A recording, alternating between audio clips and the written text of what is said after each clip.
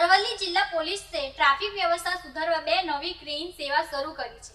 જિલ્લા પોલીસ વડા મનોહરસિંહ જડેજા અને મોડાસા નગરપાલિકા પ્રમુખ નીરજભાઈ શેઠની હાજરીમાં 2 વ્હીલર્સ અને 4 વ્હીલર્સ ક્રેનની લીલી ઝંડી દેખાડી શરૂઆત કરવામાં આવી. અરવલ્લી જિલ્લા પોલીસ દ્વારા ટ્રાફિક ડ્રાઈવ અંતર્ગત 2 નવી ક્રેન સુવિધા શરૂ કરી અરવલ્લી જિલ્લા પોલીસે નવી પહેલ શરૂ કરી છે. અરવલ્લીના મોડાસા શહેરના રસ્તાઓ હવે વધુ સુરક્ષિત અને ટ્રાફિક મુક્ત બનશે. જ્યારે પણ આપણે રસ્તા પર નીકળીએ છીએ ત્યારે આડેધડ પાર્કિંગ, જ્યાં ત્યાં ટ્રાફિક સમસ્યાથી આપણો સમય અને સુરક્ષા બંને જોખમાય છે.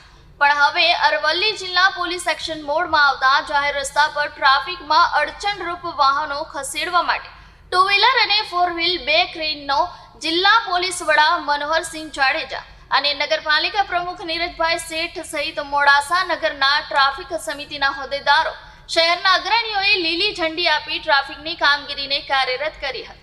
ત્યારે અરવલ્લી જિલ્લા પોલીસ દ્વારા જાહેર રસ્તા પર ટ્રાફિકમાં અડચણરૂપ બનતા વાહનોને તાત્કાલિક ખસેડવા માટે 2 વ્હીલર અને 4 વ્હીલ ક્રેન સેવાનો વિધિવત પ્રારંભ કરીને ખાસ ટ્રાફિક ઝુંબેશ શરૂ કરવામાં આવી. આપનું નામ? મહેશ પટેલ. મહેશભાઈ, શું કહેશો? રોડ તૂટી ગયો. અત્યારે આપણે પાલનપુર કેનાલ રોડ પર ઊભા છે અને આરસીસી રોડ તૂટી ગયો છે. એટલે તૂટી ગયો, બેસી ગયો, દબાઈ ગયો, મોટી મોટી ગેપો પડી ગઈ, તિરાડો મોટી મોટી પડી ગઈ છે. અધિકારી અને કોન્ટ્રાક્ટર બેની મિલીભગત, એટલે બેના વચ્ચે પૈસાની ભાગ બતાવી, ભ્રષ્ટાચાર, એના કારણે તૂટી રહ્યો છે. આ ભ્રષ્ટાચારના કારણે ઘણું બધું નુકસાન થઈ રહ્યું છે. એમાં સરકાર અમારી બદનામ થઈ રહી છે. અમે સરકારને મત આપેલા છે, સરકાર અમારી બદનામ થાય છે આ કોન્ટ્રાક્ટરો અને અધિકારીઓના કારણે.